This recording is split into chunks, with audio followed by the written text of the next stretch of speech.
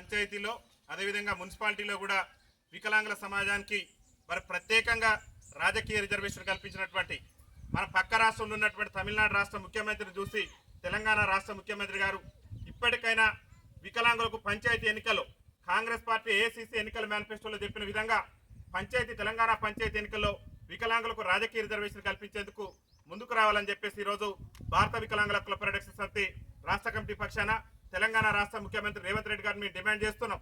ఇవాళ తమిళనాడు రాష్ట్ర ముఖ్యమంత్రి మరి స్టాలిన్ గారు ఎన్నికల మేనిఫెస్టోలో చెప్పలేదు, వాళ్ళు ఇచ్చినటువంటి హామీలలో కూడా వికలాంగుల రాజకీయ రిజర్వేషన్ అంశం లేదు.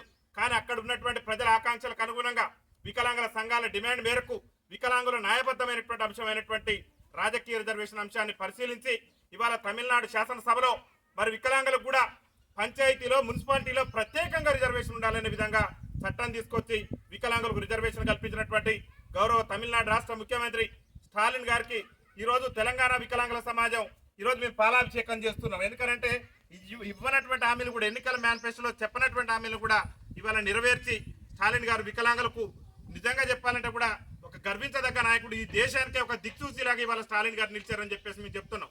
ఒక చారిత్రాత్మకమైనటువంటి నిర్ణయం. ఎందుకంటే ఎన్నికల మేనిఫెస్టోలో కాంగ్రెస్ పార్టీ ఎన్నికల మేనిఫెస్టోలో అనేక హామీలు ఇచ్చింది. తెలంగాణ రాష్ట్రంలో మేము గెలిచిన నిర్ణయించే వికలాంగులకు 6,000 రూపాయలు పింఛన్ ఇస్తామని చెప్పారు. అదేవిధంగా మేము గెలిచినాక ఆర్టీసీలో వికలాంగులకు ఉచిత ప్రయాణం ఇస్తామని చెప్పారు. అదేవిధంగా మేము గెలిచినాక రాష్ట్రంలో వికలాంగుల బ్యాక్లాగ్ ఉద్యోగాలు భర్తీ చేస్తామని చెప్పారు. అదేవిధంగా మేము గెలిచినాక వికలాంగుల సంక్షేమ శాఖను ప్రత్యేక శాఖ చేసి వికలాంగుల సంక్షేమ శాఖకు ప్రత్యేకమైనటువంటి అధికారులు నియమిస్తామని చెప్పారు. తెలంగాణ రాష్ట్రంలో నూతన పింఛన్లు విడుదల చేస్తానని చెప్పారు. ఇంతమటికి నూతన పింఛన్ లేక మా వికలాంగులు అల్లాడిపోతున్నారు. ఆర్టీసీలో మహిళలకు ఉచిత ప్రయాణం ఇచ్చి మా వికలాంగులకు ఉచిత ప్రయాణం ఇవ్వకపోవడం వల్ల ఉచిత ప్రయాణం కోసం ఇబ్బందులు పడుతున్నారు. అనేకమైనటువంటి హామీలు ఇచ్చిన కాంగ్రెస్ పార్టీ రాష్ట్ర ముఖ్యమంత్రి రేవంత్ రెడ్డి గారు ఒక్క హామీని కూడా ఇచ్చినటువంటి హామీలు ఎన్నికల మేనిఫెస్టోలో చెప్పినటువంటి హామీలను కాంగ్రెస్ పార్టీ నెరవేర్చట్లేదు. కానీ ఇవ్వనటువంటి హామీలను ఎన్నికల మేనిఫెస్టోలో కూడా స్టాలిన్ గారు డిఎంకే తన ఎన్నికల మేనిఫెస్టోలో ఎక్కడ కూడా పెట్టలేదు. కానీ పెట్టకుండా కానీ అక్కడ ఉన్నటువంటి ప్రజల ఆకాంక్షలకు అనుగుణంగా ప్రజా ప్రభుత్వంగా ఒక ప్రజల మనిషిగా ప్రజల హృదయాల్లో ఇవాళ వికలాంగుల జాతి బిడ్డలకు ఒక గొప్ప దైవంగా మేము స్టాలిన్ గారిని భావిస్తున్నాం. స్టాలిన్ గారు మాకు దేవుడితో సమానం. ఇవాళ తమిళనాడు రాష్ట్రంలో ఉన్నటువంటి వికలాంగులకే కాదు, ఇది ఒక దేశానికి ఒక దిక్సూచి చూపించిండు. వారికి ప్రత్యేకంగా మా భారత వికలాంగుల హక్కుల పరిరక్షణ సమితి రాష్ట్ర కమిటీ పక్షాన కృతజ్ఞతలు తెలియజేస్తూ తెలంగాణ రాష్ట్ర ముఖ్యమంత్రి రేవంత్ రెడ్డి గారు పక్క రాష్ట్రంలో ఉన్న స్టాలిన్ గారిని చూసి నేర్చుకోవాలి.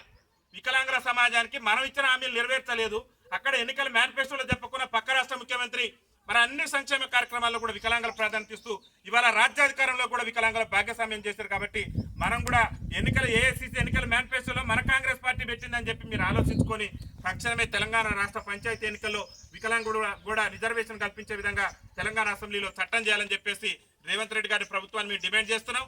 అదేవిధంగా ఎన్నికల మేనిఫెస్టోలో మీ కాంగ్రెస్ పార్టీ ఇచ్చినటువంటి హామీలు ఏదైతే 6,000 రూపాయలు పింఛన్ అన్నారో ఆ హామీని అమలు చేయండి. ఎందుకంటే పక్కనున్న రాష్ట్రంలో ఏమో వికలాంగులకు ఇవ్వనటువంటి హామీలు కూడా అమలు చేస్తున్నాం.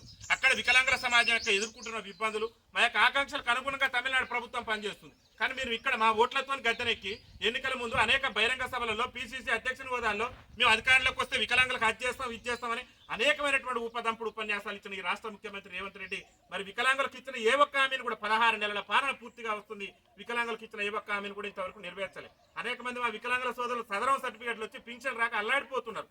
ఇలా భర్తను కోల్పోయినటువంటి మా వితంతు సోదరులు పింఛన్ రాక అల్లాడిపోతున్నారు. ఇవాళ గీతా కార్మికులు వయసు మీద పడి గీతా కార్మికుల పింఛన్ కోసం ఎదురు చూపులు చూస్తున్నారు.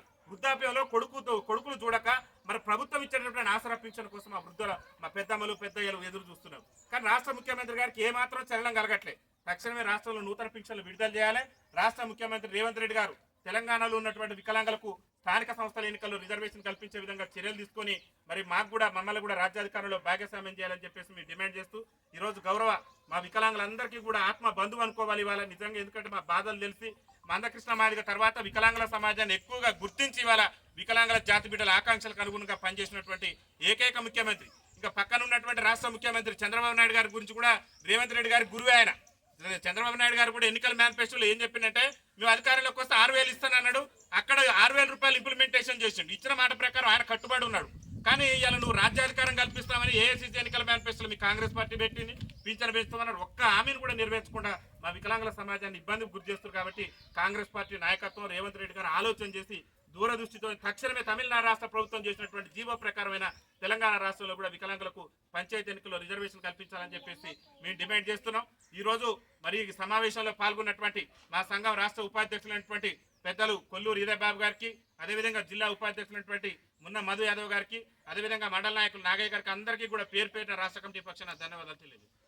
వికలాంగుల ఐక్యత, వికలాంగుల ఐక్యత, వికలాంగులకు రిజర్వేషన్ కల్పించిన స్టాలిన్ గారి నాయకత్వం, వికలాంగులకు రిజర్వేషన్ కల్పించిన స్టాలిన్ గారి నాయకత్వం, వికలాంగులకు రిజర్వేషన్ కల్పించిన స్టాలిన్ గారి నాయకత్వం.